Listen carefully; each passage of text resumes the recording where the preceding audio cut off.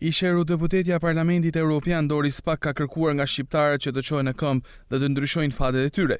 Ishe eurodeputetja u shpreh nga Shkodra gjatë takimit me Akademinë e Lidershipit Rinor në qendrën rinore Arka se do të ishte fatkeqësi që nipat e mbesat e saj të rriteshin në një vend si Shqipëria.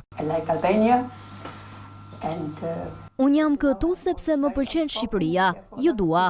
Me zotin Rama kam patur diferencat e mia dhe ajo që mua më intereson është mirëqenia e qytetarëve. Nuk më interesojnë partitë dhe politika. Kush punon për mirëqenien, ajo është politika më e mirë. Edhe Basha po të jetë do t'i them të njëjtat gjëra.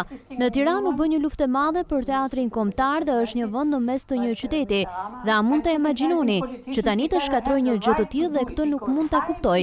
Dhe njerëzit thonë që Rama është artist. Shpresoj që këto gjëra të rregullohen dhe ai të thotë bëra gabim. Drejtësia në Shqipëri nuk funksionon. Është gabim.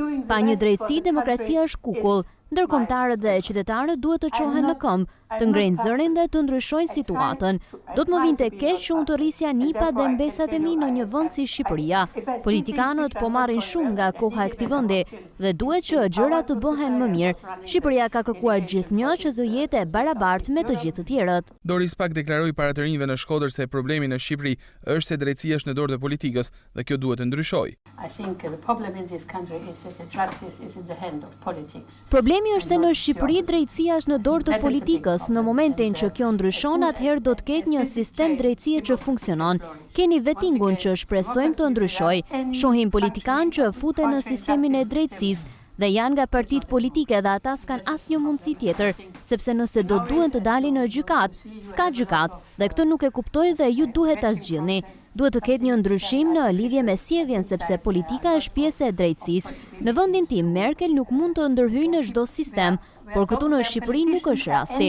Dhe kjo është arsyeja pse disa parti kanë ndikimet e tyre dhe nuk janë as në parlament. Ishe eurodeputetja e Parlamentit Evropian theksoi gjithashtu se një problem i madh në Shqipëri është edhe blerja e votës, gjë të cilën qytetarët duhet që ta ndalojnë, ashtu si edhe futjen në parlament të personave me të shkuar kriminale, siç ka ndodhur deri më tani. Really urge the politicians to change this bad behavior, to buy votes. Duhet të ndalohet blerja e votës, të bëhen zgjedhje të drejta sepse blerja nuk ndihmon.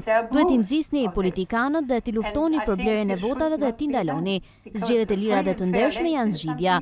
Duhet të keni regjistrin elektoral që duhet të jetë i pastër. Duhet të luftoni që politikanët të mos blihen dhe të mos blejnë. Kishte të paktën 10 deputet që duhet të lihin pozicionin e tyre për shkak të së shkuarës kriminale. Nuk mund t'i jepni shanset atyre që janë të kriminalizuar që të futen në parlament dhe duhet ta ndaloni. Nuk mund të blihet, nuk mund të blejnë dhe kjo nuk është demokracia e vërtet. Pas takimit në Shkodër me të rinjt, ishe eurodeputetja Doris Pack do zhvillojë edhe disa takime të tjera të rëndësishme në Tiranë me faktor politik dhe jo vetëm.